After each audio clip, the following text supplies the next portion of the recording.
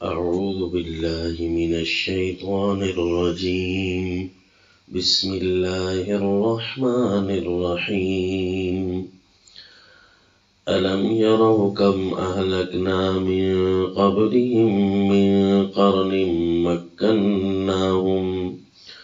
مكناهم في الأرض ما لم نمكن لهم وأرسلنا السماء عليهم مدرارا وجعلنا الأنهار تجري من تحتهم فأهلكناهم بذنوبهم وأنشأنا من بعدهم قرنا آخرين. سورة الانعام آیت نمبر 6. الم یروا کم اہلکنا من قبلہم من قرن، کیا انہوں نے توجہ نہیں کی کہ کتنی کچھ ان سے پہلے بڑی بڑی قومیں تباہ ہوئیں.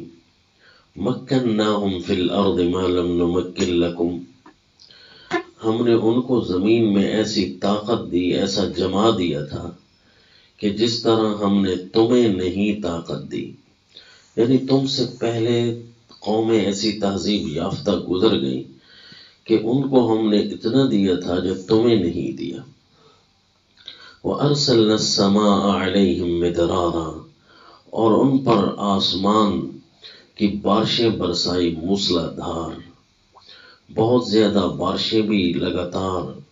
ان کے پاس پانیوں کی فراوانی، یعنی جب ان کے پاس بارشیں زیادہ تو فراوانیاں بھی ان کے پاس زیادہ. کیونکہ ہمیں پچھلی قوموں کی تاریخ پتہ نہیں کہ ان کی تاریخ کیسے گزری.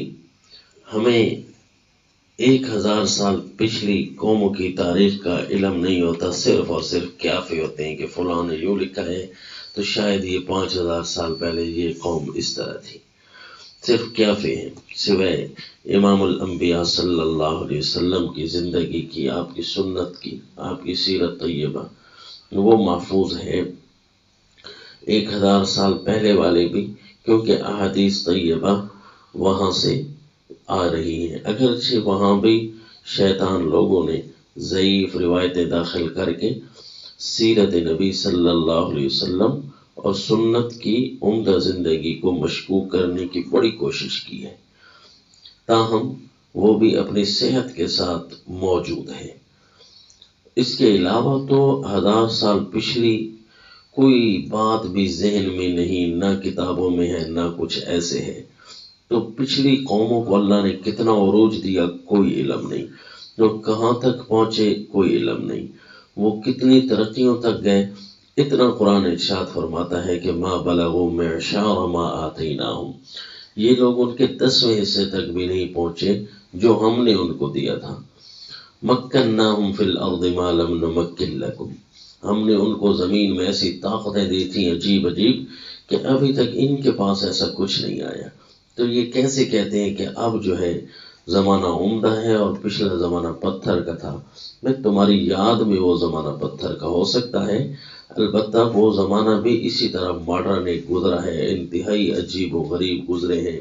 کیونکہ قرآن خود کہتا ہے مکناہم فی الارض ما لم نمکن لکم، ان کے پاس ایسا کچھ آیا تھا جو تمہارے پاس نہیں ہے. ما بلغوا معشار ما آتیناہم، وہ ایسا کچھ کتنا تھا کہ تم سارے مل کر اس کے 10ویں حصے تک بھی نہیں پہنچتے ہو.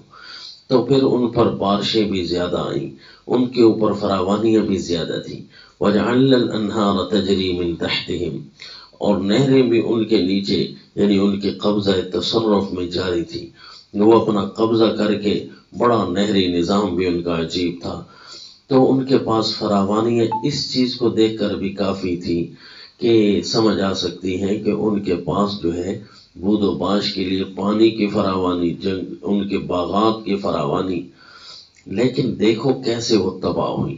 فَأَهْلَكْنَاهُمْ بِذُنُوبِهِمْ، ہم نے ان کو ہلاک کر دیا ان کے گناہوں کی وجہ سے. یہی عاد و سمود کی بستیاں آج تک دیکھ لیں، کھڑے پتھر کو تراش تراش کے انہوں نے ایسے گھر بنائے کہ ہمارے ہاں گھروں کے تو انجینئرز ایکسپائری لکھ دیتے ہیں کتنے عرصے بعد ہی ختم ہو سکتا ہے، 100 سال بعد، 200 سال، لیکن ان کے گھروں کی کوئی ایکسپائری نہیں تھی۔ جو اتنی طاقتور اور اتنے عمدہ اور عقل مند لوگ بھی گزرے ہیں کہ فَأَهْلَكْنَاهُمْ بِذُنُوبِهِمْ، لیکن انہوں نے بھی اپنے اللہ کے ساتھ نافرمانیاں کی، ان کے گناہ زیادہ ہوئے۔ گناہ کفر و شرک سے لے کر نچلے حد تک گناہوں کو گناہ کہا جاتا ہے۔ کفر کیے، شرک کیے، بڑے بڑے گناہ کیے، ہم نے ان کو بھی تباہ کیا، پکڑا۔ وَأَنشَأْنَا مِن بَعْدِهِمْ قَرْنًا آخَرِينَ، پھر اس کے بعد ہم نے اور قومیں پیدا کی، عمدہ عمدہ تہذیب رکھنے والی، بڑے بڑے دعوے رکھنے والی، قرن اس کو کہتے ہیں، یعنی بڑی تہذیب یافتہ اپنے زعم میں، تہذیب یافتہ اقوام بڑی بڑی زمین پر آئی، ہزاروں سینکڑوں واقعات عجیب عجیب آئے، لیکن اس کا کوئی علم نہیں۔ بنی اسرائیل کی قوم کے متعلق قرآن اشارہ کرتا ہے کہ ہزاروں کی تعداد میں اچانک اللہ نے کہا مر جاؤ، مر گئے، موت کے ڈر سے کہیں سے نکلنے لگے تو اللہ نے فرمایا مر جاؤ، سارے مر جائے۔ فقال لهم اللہ موتوا ثم احیاهم، پھر اچانک سے اللہ نے ان کو زندہ بھی کر دیا، اور وہ ہزاروں کی تعداد میں تھے، وہم الوف۔ تو اس زمین پر عجیب عجیب واقعات کوئی ایک نہیں آئے، کئی ہزاروں واقعات پڑے ہیں۔ اصحاب کہف کا واقعہ دیکھ لیں، 309 سال قمری حساب سے 309 سال وہ سوئے رہے، پھر بیدار ہوئے۔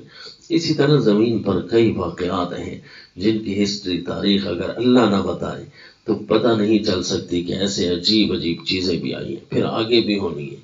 یہ یاجوج ماجوج کے اقوام ابھی تو کچھ فرقے نکل ہیں، ان کا رد کر رہے ہیں، حالانکہ وہ جب آئیں گے تو اس زمین سے کئی ہزار گنا انسانوں سے ان کی تعداد زیادہ ہوگی، 1000 گنا ان کی تعداد زیادہ ہوگی اس انسانوں سے، حدیث شریف کے اشارے کے مطابق لگتا ہے۔ تو لوگ بے شک انکار کریں، لوگ تو صرف سطحی چیز کو دیکھیں، آنکھوں سے نظر آنے والی چیز کو دیکھیں، وہ اللہ کی طاقت کو نہیں دیکھتے کہ اس کے سامنے زمین کی حیثیت ایسی ہے جیسے ریت کا ذرہ بھی نہیں ہوتا، اتنی بڑی کائنات کا خالق ہے۔ تو وہاں اگر ہزاروں واقعات آ رہے ہیں، اس ریت کے ذرے کی طرح دکھنے والی زمین پر ہزاروں مخلوقیں آباد ہیں، تو یہاں اب کیا ہو رہا ہے اس کا بھی علم نہیں ہے، کیونکہ اتنا بڑا ایک جنگل ہے اس خشکی پر، اس جنگل کو بھی یہ پور نہیں پڑ سکتے، ایمیزون کا جنگل ہے، حالانکہ زمین کا 3 حصے پر خشکی ہے، تو اس اتنے بڑے جنگل کو بھی پورا نہیں اسٹڈی کر سکتے، تو پھر یہ جو پانیوں کے اندر جو مخلوقات پڑی ہیں اس کا کیا علم، اور پھر جو اقوام گزر چکی ہیں ان کا کیا علم۔ تو اللہ فرماتے ہیں کہ اتنی بڑی بڑی قومیں بھی آئی ہیں کہ جن کو ہم نے اتنی طاقت دی تھی کہ وہ تمہیں طاقت نہیں ملی، لیکن فَأَهْلَكْنَاهُمْ بِذُنُوبِهِمْ، ہم نے ان کو گناہوں کے عوض ہم نے ان کو تباہ کیا، وہ نافرمانی والے دور سے گزرے، تو جب ان کو ہم نے تباہ کر دیا جو اتنی بڑی طاقت والے تھے، تو تم کیا گناہ کر کے ہم سے بچ جاؤ گے؟ نعوذ باللہ من ذالک۔ سنن ابی داؤد میں آتا ہے، نبی صلی اللہ علیہ وسلم سے پوچھا صحابہ اکرام نے، ای الاعمال افضل، اللہ کے نبی اعمال کون سے اچھے ہیں؟ فرمایا طول القیام، قیام لمبا کرنا، یعنی اللہ کے حضور کھڑے رہنا عبادات میں، یہ روزمرہ کے حساب سے افضل عمل یہی ہے۔ فأی الصدقۃ افضل، پھر صحابہ نے پوچھا اللہ کے نبی صدقہ کون سا افضل ہے؟ فرمایا جہد المقل، کہ اس مقل آدمی جو تھوڑا رکھتا ہے کہ صبح و شام کی مشکل سے ضرورت پوری کرتا ہے، اس کے ساتھ مدد کرنا اور اس کے ساتھ کوشش کرنا، تھوڑا سا اس کو مزید دینا تاکہ اس کی تھکاوٹ ختم ہو جائے۔ کمانے والا بھی ہے، صبح و شام کماتا بھی ہے، لیکن ہے قلیل مال، انتہائی قلیل، تو اس کی اگر مدد میں آپ بھی اس کے دستے بازو بن جائیں تو ہو سکتا ہے ایک آدھ دن وہ چھٹی کر دے اور مزدوری پر نہ جائے، تو یہ ایک افضل صدقہ ہے۔ تو پھر پوچھا کہ فأی الہجرت افضل، اللہ کے نبی ہجرت سب سے افضل کون سی ہے؟ فرمایا من ہجر ما حرمہ اللہ علیہ، کہ بندہ اس چیز سے ہجرت کر جائے، یعنی چھوڑ جائے جس چیز کو اللہ نے حرام کیا ہے۔ پھر پوچھا فَأَيُّ الْجِهَادِ افضل، اللہ کے نبی پھر سب سے افضل جہاد کون سا ہے؟ تو فرمایا من جاہد المشرکین بمالہ ونفسہ، جو بندہ مشرکوں کے ساتھ اپنے مال اور اپنی جان کو لے کر ان کے ساتھ جہاد کرتا ہے۔ پھر پوچھا فَأَيُّ الْقَتْلِ اشرف، کہ اللہ کے نبی سب سے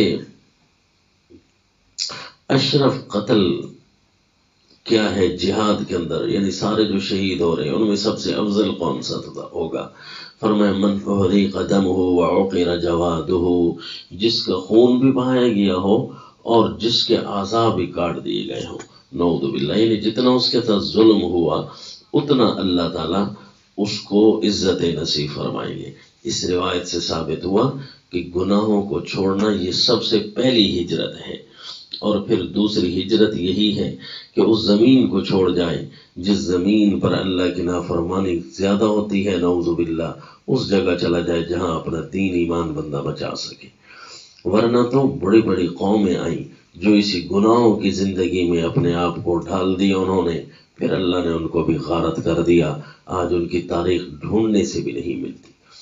سیدنا ابو ہریرہ رضی اللہ عنہ نے فرمایا، نبی صلی اللہ علیہ وسلم ارشاد فرماتے ہیں، سنن ترمذی، من یأخذ عنی ہؤلاء الکلمات فیعمل بہن او یعلم من یعمل بہن، کون ہے جو مجھ سے چند یہ باتیں سیکھ لے، خود عمل کرے یا ان کو سکھائے جو عمل کرے ان پر؟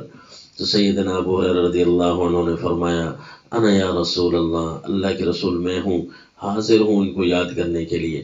فأخذ بیدی فعد خمسا، اللہ کے نبی نے میرے ہاتھ سے پکڑا، 5 گنی۔ 5 چیزیں کون سی تھیں؟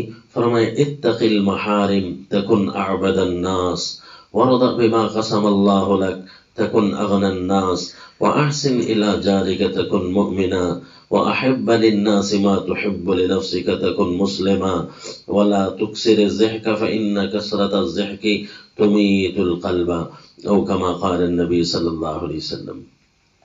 5 چیزیں یہ گنی، اتق المحارم، حرام سے بچ کر رہے، جتنی بھی حرام چیزیں ہیں اللہ نے حرام کیا ان سے بچ کر رہے، تکن اعبد الناس، سب سے بڑا عبادت گزار تو کہلوائے گا، تو بن جائے گا، نمبر 1۔ اور دوسری چیز گنوائی، وارض بما قسم اللہ لک تکن اغنى الناس، اللہ نے جو تیرا حصہ اور تیری تقسیم کی ہے، تجھے جتنا کچھ دیا ہے اس پر راضی ہو جا، اس پر خوش ہو جا، تکن اغنى الناس، سارے لوگوں سے زیادہ غنی اور امیر ہو جائے گا۔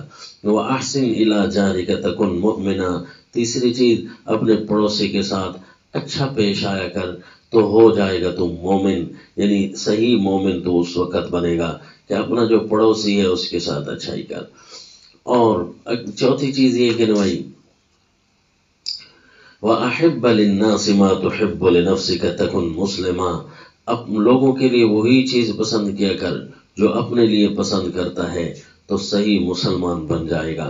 وَلَا تُكْسِرِ الضَّحِكَ فَإِنَّ كَثْرَةَ الضَّحِكِ تُمِيتُ الْقَلْبَ، اور زیادہ نہ ہنسا کر خامخواہ، کیونکہ زیادہ ہنسنا یہ دل کو مردہ کر دیتا ہے، کیونکہ اس زمین پر ہم اپنے دل کو صاف کرنے کے لیے آئے ہیں تاکہ اس کے اوپر گناہوں کا بوجھ نہ بنے، اور جب گناہ کم ہو جائیں گے تو پھر اللہ تعالیٰ ان اقوام سے نکال دے گا جن اقوام پر تباہیاں ٹوٹی تھیں، چاہے وہ بڑی بڑی قومیں کیوں نہ ہوں۔ کیونکہ سنن ابن ماجہ میں بھی ایک حسن درجے کی روایت آئی ہے، سیدنا ابو ہریرہ رضی اللہ عنہ فرماتے ہیں، نبی صلی اللہ علیہ وسلم نے فرمایا، ان المؤمن اذا اذنب كانت نقطة سوداء في قلبه، مومن جب گناہ کرتا ہے تو ایک کالا سیاہ نقطہ اس کے دل پر لگ جاتا ہے، فإن تاب ونزع واستغفر صقل قلبه، اگر وہ توبہ کرتا ہے اور پیچھے ہٹتا ہے، استغفار کرتا ہے، معافی مانگ لیتا ہے تو اس کے دل کو صاف کر دیا جاتا ہے۔ فإن زاد زادت، اگر وہ گناہ زیادہ کرتا جائے گا وہ نقطہ لمبا ہوتا جائے گا، بڑا ہوتا جائے گا۔ فذلك الران الذي ذكره الله في كتابه، یہی وہ زنگ ہے جس کا اللہ نے قرآن میں ذکر فرمایا، کلا بل ران على قلوبهم ما كانوا يكسبون، ان کو اپنے کمائے ان کے دلوں پر زنگ بنا رہے ہیں، نعوذ باللہ، دلوں پر زنگ لگتے گئے، کفر و شرک عام ہوتا گیا، گناہ عام ہوتے گئے، دل کالے سیاہ ہوتے گئے، بندہ اپنے آپ کو مومن سمجھ رہا ہے، متقی پرہیزگار اور نیک سمجھ رہا ہے، حالانکہ وہ عند اللہ انتہائی بڑا گناہ گار لکھا ہوا ہے، کیونکہ اس کا دل کالا سیاہ ہو چکا ہے۔ اور پھر اللہ کو پرواہ تو نہیں کہ اللہ ان گناہوں کے پاداش میں بڑی بڑی قوموں کو تباہ کر سکتا ہے، تو پھر چھوٹی قومیں جن کی طاقت ہی نہیں ہے وہ کیسے دھوکہ کھا سکتے ہیں کہ ہمارے پاس طاقت ہے، ہم یہ ہیں، ہم وہ ہیں، ہم مر نہیں سکتے، ہمیں پکڑا نہیں جا سکتا۔ بس اس خیال پر دل لگانا ہے کہ بڑی بڑی تباہ ہو گئی اپنے گناہوں کی وجہ سے۔ ہم کچھ مانگے ہوئے سانس، مانگے ہوئے منٹ اور مانگے ہوئے لمحات ہم گزار رہے ہیں جن پر اللہ کی اپنی مرضی چلتی ہے۔ جب اللہ چاہیں گے یہ دیے ہوئے لمحات اللہ واپس لے لیں گے۔ سیدنا ابو ہریرہ رضی اللہ عنہ کو جو رسول اللہ صلی اللہ علیہ وسلم نے 5 باتیں سمجھائیں، ان پر بندہ پختگی کے ساتھ عمل کرے۔ پہلی بات ان میں یہی تھی کہ اتق المحارم تکن اعبد الناس، کہ جتنی بھی حرام چیزیں ہیں ان سے بچنا بہت بڑا عبادت گزار بنا دے گا۔ وما علینا الا